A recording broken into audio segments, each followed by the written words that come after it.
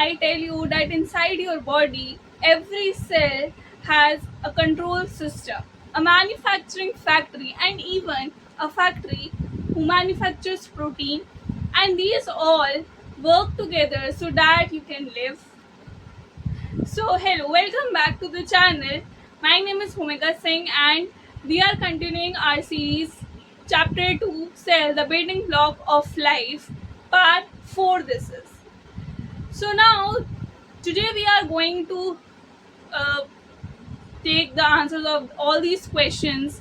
By the end of the video, you will get to know all the answers for these questions which I have just put it in front of you. So, let's get started. So last video में जब हमने chapter करा था part 3 में, तो उसके अंदर हमने कुछ चीज़ें कर ली थी. प्रोकैरियोटिक सेल्स, यूकैरियोटिक सेल्स, ये सारे क्या होते हैं, सेल वॉल क्या होती है, ये सब हम पीछे सारी वीडियोस में कवर कर चुके हैं. एंड अब वीडियो के इस स्टेज पे आ गए हैं जहाँ हम मोस्ट इम्पॉर्टेंट वर्क और you can say topic discuss करने वाले हैं. सो हेयर हम आज क्या करने वाले हैं, आज हम ऑर्गनली समझेंगे, जो कि बहुत इम्पॉर्टेंट है. याद हो अगर आपने लास्ट वीडियो देखी है तो उसमें मैंने आपको एक क्वेश्चन पे छोड़ दिया था, जो कि ये था कि अगर यूकैरियोटिक सेल्स न्यू हैं, एडवांस लेवल के सेल्स हैं, तो फिर ऐसा क्यों है कि यूकैरियोटिक सेल्स में बहुत तरीके के ऑर्गनलीज हैं जो डिफरेंट फंक्शन परफॉर्म करती हैं. वो अकेला क्यों नहीं कर लेता, हमें अलग अलग ऑर्गनलीज क्यों मिली यूकैरियोटिक सेल्स को. सो आज इन्हीं कुछ क्वेश्चंस के आंसर्स मिलेंगे. So let's get started. So what if I tell you, just imagine a case, एक ऐसा स्कूल जहाँ पे सिर्फ एक क्लासरूम है, राइट, एक टीचर है और उसे हर लेवल के बच्चे को पढ़ाना है. 10th, 11th, 12th, 9th, 8th, 7th, 6th, LKG, UKG, और टाइमिंग वही है. इज इट पॉसिबल, क्या वो स्कूल मैनेज हो पाएगा, ये एफिशिएंसी आ पाएगी, क्या काम हो पाएगा? The answer is a big no. It's not possible. It's impossible, right? एक स्कूल है जहाँ पे LKG कुछ नहीं आता, बच्चे को कुछ भी नहीं पता, to 12th higher level studies एक ही टीचर को करवाना है, सारे सब्जेक्ट्स करवाने हैं और एक ही रूम है. How it could be possible? It's not possible. So similarly जो यूकैरियोटिक सेल्स हैं, अगर हम अपने सेल्स की बात करें, हमारे जो सेल्स हैं वो कौन से यूकैरियोटिक सेल्स हैं, एडवांस लेवल के सेल्स हैं. तो हमारी सेल्स में भी ये पॉसिबल नहीं है कि सारे फंक्शंस को एक ही कर सके. इसलिए क्या हुआ, इसको बांट दिए गए, अलग अलग ऑर्गनलीज हैं. किसी का काम है वेस्ट को बाहर निकालना बॉडी के, तो किसी का काम है प्रोटीन सिंथेसाइज करना, किसी का काम है प्रोटेक्शन देना, किसी का काम है लिपिड्स बनाना, राइट, किसी का काम है कि पूरे सेल को कंट्रोल करना है. सो क्या काम है, मैन्युफैक्चरिंग, स्टोरेज, पैकेजिंग. तो ये है सारे काम जो हैं वो ऑर्गनलीज के बीच में बटे हुए हैं और इन्हीं सब चीज़ों के हमें आंसर्स फाइंड आउट करने हैं. So let's get started. Okay, so पहला जो मैंने तुम्हें जहाँ पे छोड़ा था वो यहाँ छोड़ा था कि क्यों यूकैरियोटिक सेल्स में अलग अलग ऑर्गनलीज दिए, एक ही क्यों नहीं है, एक ही सारे काम क्यों नहीं कर सकते. तो पहला क्वेश्चन और इम्पोर्टेंट है, that is why does a cell need organelle. Why does a cell need organelle? इसका आंसर अभी हमने डिस्कस भी कर लिया कि एक सेल को ऑर्गनली क्यों चाहिए, ज़रूरत क्या है, राइट. सो अब मैंने तुम्हें इसका आंसर एक्सप्लेन भी कर दिया कि अगर तुम एक स्कूल को भी ऑपरेट करने का सोच रहे हो कि स्कूल हम रन करें और उसमें एक ही क्लासरूम है, एक ही टीचरों से सारे सब्जेक्ट पढ़ाने और अलग अलग लेवल के बच्चे हैं, तो इट्स नॉट पॉसिबल, चल ही नहीं पाएगा वो. इट्स वेरी इम्पॉसिबल, सोचा भी नहीं जा रहा उसके बारे में, राइट. तो इसी तरीके से जो हमारा सेल है उससे भी डिफरेंट फंक्शंस परफॉर्म करने के लिए क्या करना होता है, अलग अलग ऑर्गनलीज होती हैं जो वो अलग अलग फंक्शंस को परफॉर्म करती हैं. एक इसलिए नहीं होता, क्यों, क्योंकि अगर जस्ट इमेजिन अगर एक ही सारे फंक्शंस परफॉर्म कर रहा है, वेस्ट भी वही डिस्पोज ऑफ कर रहा है, प्लस प्रोटीन भी वही बना रहा है, एनर्जी भी वही प्रोवाइड कर रहा है, प्रोटेक्शन भी वही दे रहा है, कंट्रोल भी वही कर रहा है, तो आपको लगता है काम सही से हो पाएगा? Obviously not. It's not possible. काम में एफिशिएंसी ही नहीं आ पाएगी, ढंग से काम हो ही नहीं पाएगा, राइट. तो यही रीज़न है जिसकी वजह से एक सेल के अंदर डिफरेंट डिफरेंट टाइप्स की ऑर्गेनीज होती है, ठीक है। और इन्हीं सब ऑर्गेनीज को हम धीरे धीरे करके क्या करेंगे, डिकोड करेंगे, समझेंगे, ओके। और यही एक रीजन है जिसकी वजह से हम सेल को ये भी कहते हैं कि एक टाइनी लिविंग फैक्टर है। क्या बोलते हैं हम सेल को? Tiny living factory, right. Cell को टाइनी लिविंग फैक्ट्री क्यों बोला गया? क्योंकि फैक्ट्री की तरह ही, मैंने तुम्हें बोला ना, कुछ ऑर्गेनीज होती हैं जो मैन्युफैक्चर कर रही हैं प्रोटीन्स, कुछ ऐसी हैं जो पैकेजिंग में हेल्प कर रही हैं, कुछ ऐसी हैं जो वेस्ट मटेरियल को निकालने के काम आ रही हैं, राइट। तो एक तरीके से पूरा फैक्ट्री में जो काम होता है वही हो रहा है, तो इसलिए हम सेल को भी क्या बोलते हैं, टाइनी लिविंग फैक्ट्री, ओके, जो कि आपकी बॉडी के अंदर बहुत सारी है। सो अब हम आते हैं इम्पोर्टेंट टॉपिक पे, इम्पोर्टेंट टॉपिक पे, कंटेंट पे, दैट इज न्यूक्लियस, ठीक है।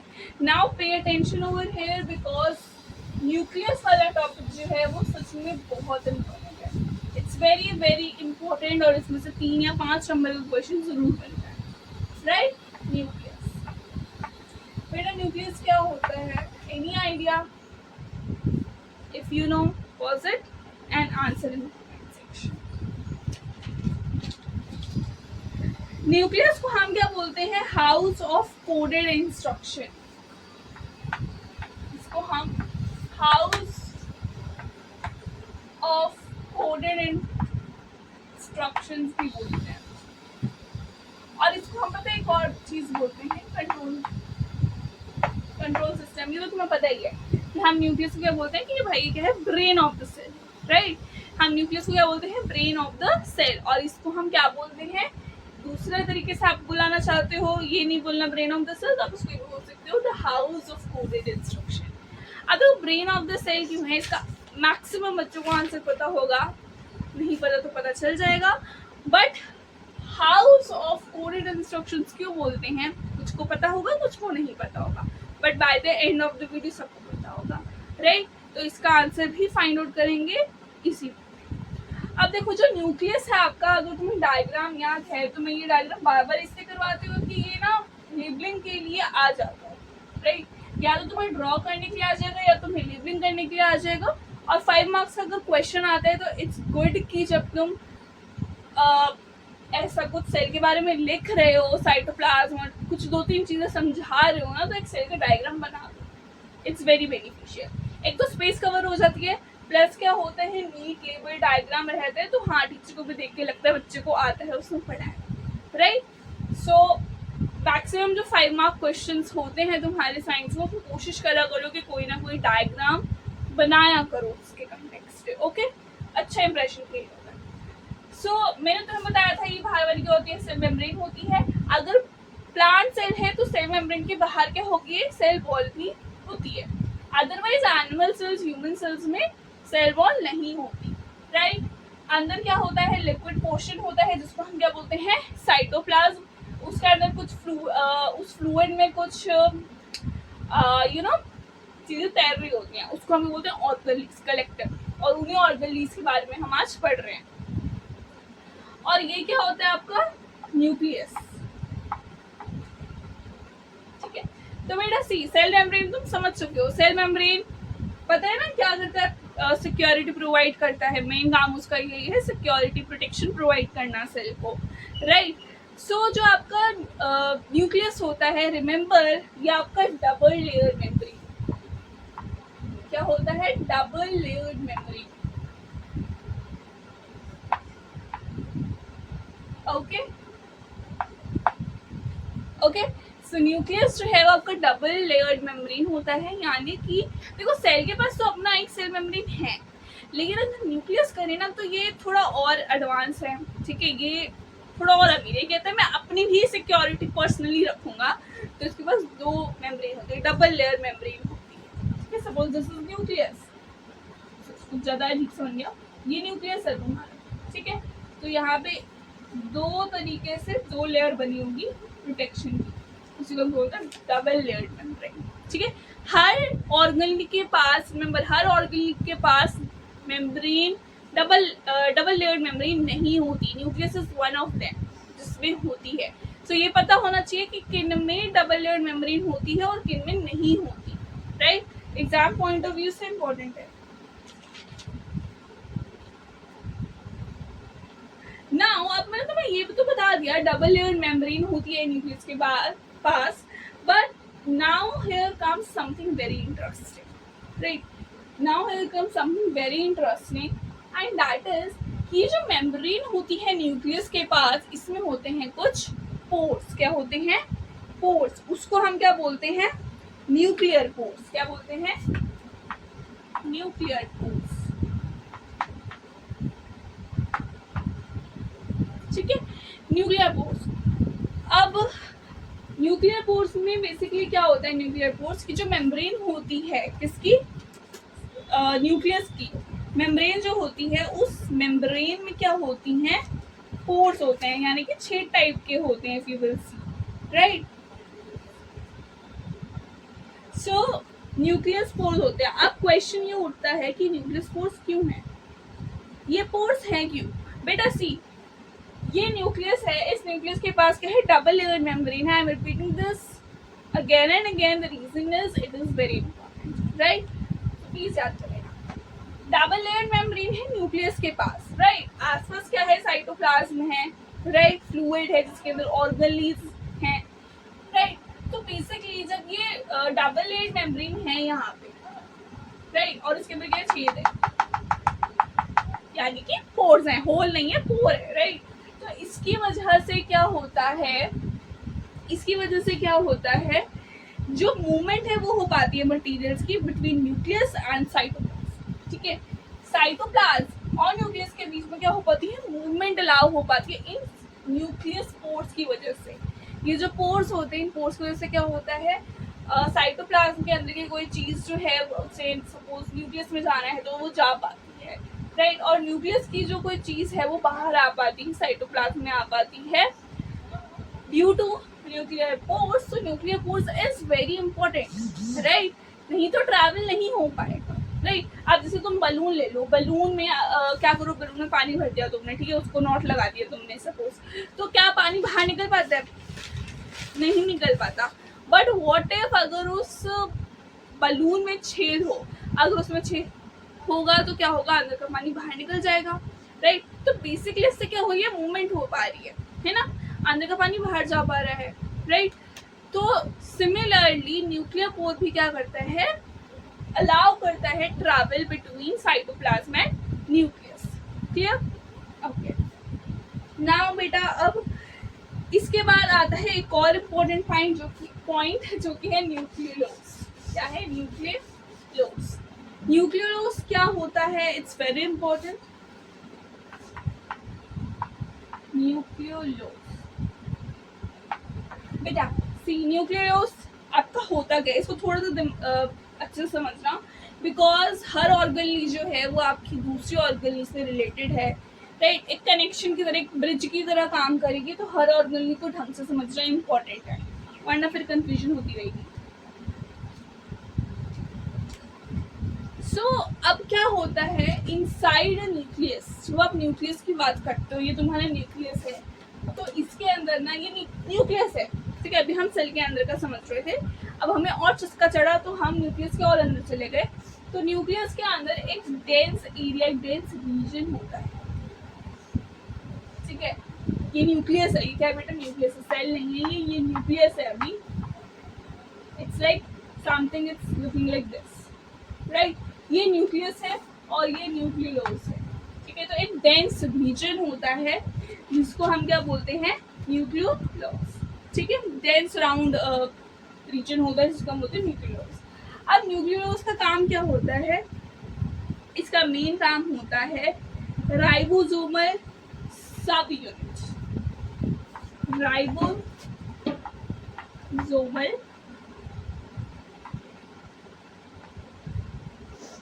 सब यूनिट, ठीक है। अब ये वर्ड जो है राइबोसोमल सब यूनिट की, न्यूक्लियोलस जो है वो राइबोसोमल सब यूनिट रिलीज करता है, इसमें होता है। इसे याद रखना क्योंकि ये आगे भी वीडियो में काम आएगा, आगे पॉइंट समझने में, जब तुम राइबोसोम करोगे ना तब, ठीक है, अभी ये समझ आ गया डबल लेयर मेम्ब्रेन है, nucleus brain of the cell बोला जाता है क्योंकि सारा कंट्रोल कौन कर रहा है, सेल को न्यूक्लियस कर रहा है। प्लस इसके अंदर जो मेम्ब्रेन होती है न्यूक्लियस की, उसके अंदर पोर्स होते हैं, उसको हम बोलते हैं न्यूक्लियर पोर्स, जिसकी वजह से क्या हो पाता है, ट्रैवल हो पाता है बिटवीन साइटोप्लाज्म एंड न्यूक्लियस। फिर थर्ड हमने न्यूक्लियोलस समझा, दैट न्यूक्लियोलस क्या होता है, एक डेंस राउंड रीजन होता है इन द न्यूक्लियस, और इसका फंक्शन होता है राइबोसोमल सब यूनिट में ये काम आता है। बेसिकली राइबोसोम की प्रोडक्शन इसका हाथ होता है। ठीक है, अभी क्या है राइबोसोम, क्या आगे तुम समझोगे वीडियो में। अब हम आगे बढ़ते हैं, और मोस्ट इम्पॉर्टेंट बेटा इस पे तो जरूरी आएगा, ये आए ना आइए, ये एमसीक्यू में आ सकता है मे बी, लेकिन जो अब मैं करवाने वाली हूँ डीएनए क्रोमैटिन वगैरह ये सब 3 नंबर में यूजुअली आता है। ठीक है, so be attentive, it's very important, right, it's important, star mark this,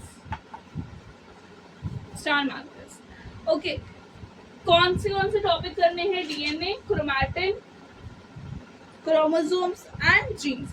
बेटा खुद आंसर करने की भी मुझे कोशिश करना कि डीएनए क्या होता है, ठीक है, क्रोमैटिन क्या होता है, क्रोमोसोम क्या होता है, जीन्स क्या होता है, इसमें डिफरेंस क्या होता है।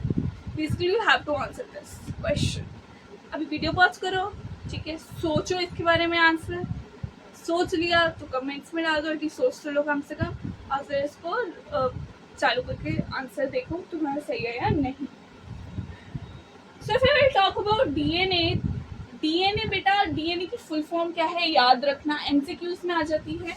ठीक है, that is deoxy ribonucleic acid. Clear, DNA की फुल फॉर्म क्या होती है, deoxy ribonucleic acid, deoxy ribonucleic acid, D से डीऑक्सी राइबो और एन से न्यूक्लिक एसिड, राइट, तो ये उसकी फुल फॉर्म होती है। अब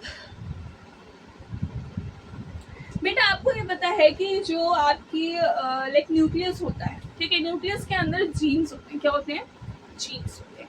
तो मैंने डायग्राम से भी मैं बताऊंगी, थोड़ा थोड़ा डिफरेंस क्लियर हो जाएगा। डीएनए सॉरी जीन्स जो है वो किस में होते हैं, न्यूक्लियस में होते हैं, इतनी बात क्लियर है ना। और जीन्स का काम क्या होता है, तुम्हारे आई का कलर क्या होगा, तुम्हारे बालों का कलर क्या होगा, तुम्हारे बाल कर्ली होंगे या स्ट्रेट होंगे, तुम्हारे बाल रफ होंगे या स्मूथ होंगे, सिल्की होंगे, कैसे होंगे, राइट, तुम्हारा स्किन कलर कैसा होगा, स्किन टोन कैसा होगा, आइरिस का कलर क्या होगा। तो ये सब पॉइंट कहाँ ये सब इंफॉर्मेशन स्टोर्ड है, that is stored in genes. ठीक है, जीन्स जो है ये सारी इंफॉर्मेशन स्टोर्ड रखता है कि आपकी आइज का कलर क्या होगा, आपके हेयर्स का कलर कैसा होगा, आपके हेयर की क्वालिटी कैसी होगी, क्वालिटी सारी अच्छी होती है, आई मीन की सिल्की होंगे, कर्ली होंगे, स्ट्रेट होंगे, कैसे होंगे, राइट। सो ये आपका जीन्स में स्टोर होता है। ठीक है बेटा, अब मोस्टली जो बच्चे कंफ्यूज होते हैं वो कंफ्यूज हो जाते हैं क्रोमैटिन और क्रोमोसोम में। बेटा देखो, क्रोमैटिन जो है वो आपका ना ऐसे धागा जैसा होता है, ठीक है, ये क्रोमैटिन। ठीक है, यूजुअली जब आपके सेल जब डिवाइड नहीं कर रहे होते हैं, नॉर्मल सेल्स जो होते हैं उसमें क्या होता है, क्रोमैटिन होता है। क्या होता है, क्रोमैटिन। ठीक है, ये आपका क्या है, क्रोमैटिन। लेकिन जब सेल डिवीजन होता है, यानी कि जब सेल 1 से 2 में या 4 में डिवाइड होते हैं, तब ये जो क्रोमैटिन, ये जो थ्रेड लाइक स्ट्रक्चर है, ये कैसे स्ट्रक्चर बनाते हैं दूसरे से मिलकर, रॉड लाइक स्ट्रक्चर। क्या बनाते हैं, rod like structure. You must have seen this, ठीक है, ऐसे रॉड लाइक स्ट्रक्चर बनाते हैं। तो इसको हम क्या बोलते हैं, क्रोमोसोम। ये क्या बन गया, क्रोमोसोम। बेटा ये जो थ्रेड लाइक स्ट्रक्चर है ये क्या है, क्रोमैटिन, राइट। और ये जो थ्रेड लाइक स्ट्रक्चर आपस में मिलकर उन्हें रॉड लाइक स्ट्रक्चर बनाया, इसको बोलेंगे क्रोमोसोम। ये कब होता है, ये होता है सेल डिवीजन के टाइम। और ये नॉर्मल सेल्स, नॉर्मल सेल्स यानी कि वो टाइम जब सेल्स डिवाइड नहीं कर रहे हैं बेसिकली। ठीक है, जब सेल्स डिवाइड नहीं कर रहे हैं तब उसमें क्या होता है, क्रोमैटिन। अदरवाइज सेल डिवीजन हो रहा होता है, सेल्स डिवाइड हो रहे होते हैं, 1 से 2, 2 से 4 हो रहे होते हैं, तब क्रोमोसोम्स बनते हैं। क्लियर हो गया। जीन्स भी तुम्हें दिखा देती हूँ मैं, ठीक है। अब you must have seen in the pictures और मूवीज में कि ये जो ऐसे स्ट्रक्चर तुम्हारा रॉड लाइक बना है, इसके अंदर कुछ ऐसी लाइनें भी होती, राइट, होती कि नहीं होती ऐसे। तो ये क्या है, दिस इज जीन्स, ये जीन्स है, इसके अंदर इंफॉर्मेशन है, तुम्हारे यहाँ कलर क्या होगा, तुम्हारे बालों का कलर क्या होगा, राइट, तुम्हारा बाल कैसे होंगे, टेक्सचर कैसा होगा बालों का, राइट। सो ये और ऐसे जीन्स हमारी बॉडी में अगर हम बात करें तो लाखों करोड़ों में, राइट। सो ये जीन्स हैं, ये क्रोमैटिन है, थ्रेड लाइक स्ट्रक्चर। जब ये थ्रेड लाइक स्ट्रक्चर्स आपस में मिलते हैं और रोड लाइक स्ट्रक्चर बनाते हैं तो उसको हम बोलते हैं क्रोमोसोम। अब बोलोगे डीएनए, डीएनए डीऑक्सीराइबोन्यूक्लिक एसिड सब बराबर लिखा है, वो क्या है बेटा? देखो, जब क्रोमोसोम इस तरह से आपस में मिलते हैं, जब क्रोमोसोम्स आपस में मिलते हैं तो वो क्या बनाते हैं, डीएनए। समझ में आ गया? तुम्हारे न्यूक्लियस के अंदर जीन्स होते हैं, ठीक है, उस जीन्स में क्या होती है, इंफॉर्मेशन स्टोर होती है, राइट। अब क्या होता है, और क्रोमैटिन में भी स्टोर होती है, ठीक है। क्रोमैटिन क्रोमोसोम बेटा माइनर डिफरेंस है, तुम्हें पता है, ठीक है। तो बेसिकली क्रोमैटिन क्या होता है, थ्रेड लाइक स्ट्रक्चर होता है। जब सेल डिवाइड नहीं हो रहा होता है तब ये ऐसे ही पड़े रहते हैं तुम्हारे न्यूक्लियस, ठीक है। लेकिन जब सेल डिवीजन हो रहा होता है तो वो इस तरीके का स्ट्रक्चर बनाते हैं जिसको हम बोलते हैं क्रोमोसोम्स, राइट। और इन क्रोमोसोम्स में ये देखो, ये जो लाइनें बनाई हुई है मैंने, ये क्या है, जीन्स, जिसके अंदर इंफॉर्मेशन होती है। अब बेटा ये तो एक क्रोमोसोम बनाया ना मैंने, जरूरी है हमारे शरीर में एक क्रोमोसोम? क्या हमारे शरीर में सिर्फ एक ही क्रोमोसोम होता है? नहीं, एक क्रोमोसोम तो नहीं होते, बहुत सारे क्रोमोसोम्स होते हैं। तो बेटा जब ऐसे ही बहुत सारे क्रोमोसोम्स मिलते हैं तो वो क्या होता है, डीएनए। समझ में आ गया? जब भी डीएनए का क्वेश्चन आएगा, you have to write down the full form of DNA and you have to explain all these things. And it's better अगर आप ये थोड़ा डायग्राम के थ्रू में समझा दो, कोई प्रॉब्लम नहीं। अगर तुम डायग्राम के थ्रू समझाते नंबर नहीं कटते, ठीक है। उल्टा चांसेस होते हैं कि अगर टीचर क्योंकि टीचर्स को बहुत सारे पेपर्स चेक करने होते हैं तो वो ज़रूरी नहीं कि लाइन बाय लाइन पढ़े हुए से देखते हैं, तो वो इस स्ट्रक्चर से भी समझ जाते हैं कि बच्चे को पता है तो वो दे देते हैं। क्लियर हो गया? एक्सप्लेनेशन तुम्हें लिखने में भी आसानी रहेगी, तुम्हारे सामने से पिक्चर बनी रहेगी, नहीं तो हो जाती है कंफ्यूजन। क्लियर? आई होप समझ में आ गया। स्टिल अगर नहीं आए हैं so you can ask in the comment section. So ये हमारा क्रोमैटिन और ये सब था। और जीन्स को मैं तुम्हें बता देती हूँ, इसको हम फंक्शनल सेगमेंट बोलते हैं डीएनए का, राइट। ओके, नाउ बेटा अब तुम्हारी जो बुक है उसमें थ्रेड्स ऑफ क्यूरियोसिटी दिया हुआ है, if you remember page number 16 पे। और इट्स बेटर अगर तुम वीडियो देख रहे हो किसी की भी तो बुक खोल के रखा करो, ठीक है, जल्दी याद होता है इससे। Okay, so threads of curiosity में एक बात लिखी हुई है।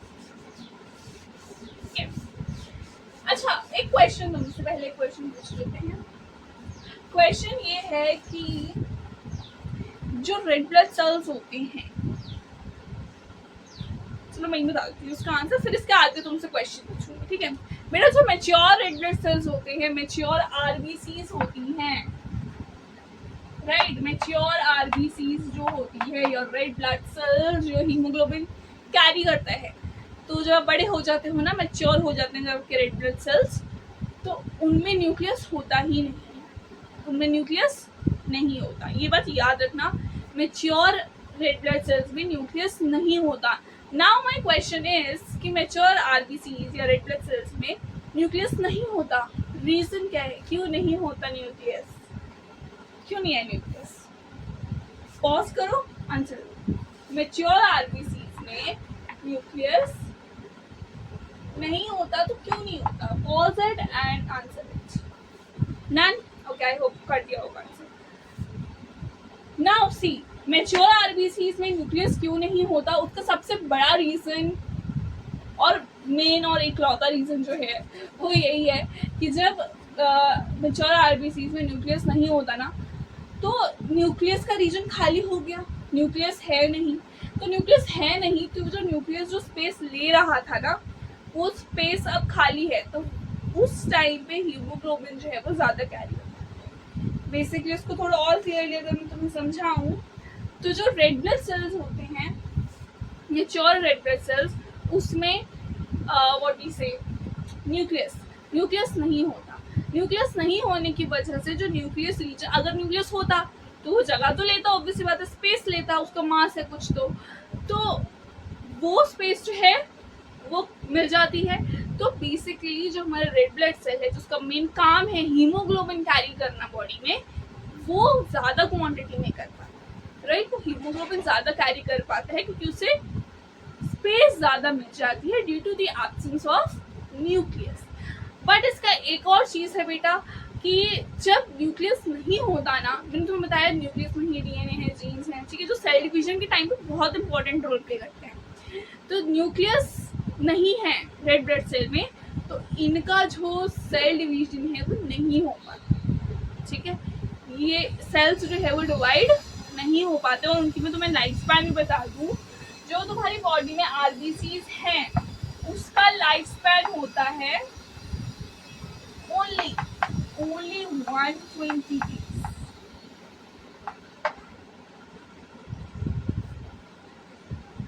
राइट, ओनली 120 days, ठीक है। मतलब तुम ये समझ लो 4 महीना मुश्किल से, हाँ 4 महीना, ठीक है। तो 4 महीने के अराउंड एक आरबीसी, एक रेड ब्लड सेल आपकी बॉडी में रहता है। उसका लाइफ स्पेन ही कितना है, 120 डेज। इंपॉर्टेंट है, again this point is important, life span RBC star mark या मैं जहाँ पे इंपॉर्टेंट लिख लूँ, that means it's very important, right. So ये समझ में आ गया, आरबीसी में, मैच्योर आरबीसीज में न्यूक्लियस नहीं होता। क्यों नहीं होता? ताकि हीमोग्लोबिन ज़्यादा कैरी किया जा सके, ठीक है। बट इसका एक डिसएडवांटेज ये भी है कि ये आरबीसीज जो है तो ये डिवाइड नहीं कर सकते, मल्टीप्लाई नहीं हो सकते, जिसकी वजह से इनकी जो लाइफ स्पैन होती है वो कितनी होती है, मात्र 120 डेज, ठीक है, 120 डेज। ओके बेटा, now we are moving to the next important topic. Okay, एक और बहुत खूबसूरत सा और प्यारा सा छोटा सा टॉपिक है तुम्हारा ribosome. Very interesting, it's very interesting, ribosome. And ये आज इस वीडियो का लास्ट टॉपिक है, राइबोसोम, ठीक है। ये हमारी दूसरी और कली आती है, इट्स वेरी इंटरेस्टिंग, ध्यान से सुनना बेटा। राइबोसोम की अगर हम बात करूं तो उससे पहले मैं तुम्हें ना थोड़ा पीछे लेके जाना चाहती हूँ, फ्लैशबैक में जाओ अपनी यादों में। ज़्यादा पीछे नहीं जाना, 200 साल पुराना नहीं, अभी इसी वीडियो में तुम अपने दिमाग से पीछे जाओ। तुम्हें याद होगा जब मैं तुम्हें न्यूक्लियोलोज पढ़ा रही थी तो मैंने तुम्हें बताया था कि न्यूक्लियोलोज जो है, न्यूक्लियोलोज में क्या होता है, सब यूनिट, राइबोसोमल सब यूनिट रिलीज करता है, वो उसमें होता है। न्यूक्लियोलोज में क्या होता है, राइबोसोमल सब यूनिट्स होता है। और मैंने कहा था इसे याद रखना, आगे काम आएगा। सो हियर इट इज, यहाँ पे इसका काम है राइबोसोमल। अब इसीलिए देखो होता क्या है ribosomal subunit. Ribosomal subunit nucleolus में होता है, ठीक है, प्रोड्यूस होता है, बनता है। तो होता क्या है कि जो राइबोसोमल सब यूनिट है, क्योंकि न्यूक्लियस पोर है बेटा, न्यूक्लियस पोर है, न्यूक्लियस की जो मेम्ब्रेन है उसमें पोर्स है, तो उस वजह से ट्रैवल हो पाता है ना बिटवीन न्यूक्लियस एंड साइटोप्लाज्म। देखो किस तरह मदद करेगा। अब वो जो राइबोसोमल सब यूनिट था, ठीक है, सपोज ये तुम्हारा सेल है, ये उसका न्यूक्लियस है और यहाँ पे ये न्यूक्लियोलोज है और इसमें राइबोसोमल सब यूनिट है, ठीक है। तो होता क्या है, ये राइबोसोमल सब यूनिट जो है वो कहाँ जाता है, कहाँ जाता है, साइटोप्लाज्म में, और वहाँ पे कंबाइन होकर क्या बना देते हैं, राइबोसोम्स। क्या बना देते हैं, राइबोसोम्स। इसलिए मैंने बोला था कि राइबोसोमल सब यूनिट का काम राइबोसोम बनने में है। क्लियर हुआ? अब राइबोसोम्स जो है ना, वो या तो ऐसे हो सकते हैं कि फ्रीली साइटोप्लाज्म में है, ठीक है, फ्रीली साइटोप्लाज्म में पड़े हुए हैं, या तो ये हो सकता है एंडोप्लाज्मिक रेटिकुलम के साथ अटैच्ड हो, ठीक है।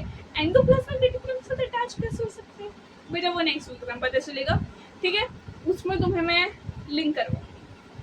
अभी ये समझ लिया तुमने कि या तो फ्रीली वो साइटोप्लाज्म में हो सकते हैं राइबोसोम्स, या तो फिर एंडोप्लाज्मिक रेटिकुलम से भी अटैच हो सकते हैं, ठीक होता है बेटा? राइबोसोम का जो मेन काम होता है that is to synthesise protein.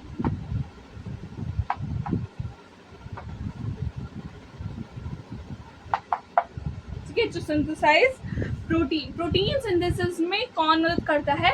Ribosomes मदद करते हैं। ठीक है, इतना क्लियर हो गया? इसका मेन फंक्शन क्या है? Protein synthesis. याद रखना, भूलना मत। राइट, अब बेटा ओके, राइबोसोम का टॉपिक यहाँ पे खत्म हो गया। अभी इस वीडियो में हमने क्या पढ़ा? इस वीडियो में हमने पढ़ा न्यूक्लियस के बारे में, the control system of cell, the brain of the cell, hashtag brain of the cell. Ribosome के बारे में पढ़ा। अब नेक्स्ट वीडियो में हम कहाँ चलेंगे? हम विजिट करेंगे सेल की मैन्युफैक्चरिंग फैक्ट्री। ठीक है, we will visit manufacturing factory of the cell. साथ में विजिट करेंगे, साथ में उसके काम को समझेंगे। So stay tuned. और अगर वीडियो अच्छी लगी हो तो please like, share and subscribe and don't forget कि अगर कोई भी डाउट है तो कमेंट सेक्शन में पूछ लेना। Do share your feedback and पढ़ो and plus please like, share और subscribe if you like the video. मिलते हैं नेक्स्ट वीडियो में, तब तक के लिए बाय बाय। और तब तक ये सोचो कि क्या है manufacturing factory in our cell और उसका काम क्या हो सकता है। ओके, बाकी नेक्स्ट लेक्चर में तो तुम्हें इसका आंसर मिल जाएगा। तब तक के लिए बाय बाय।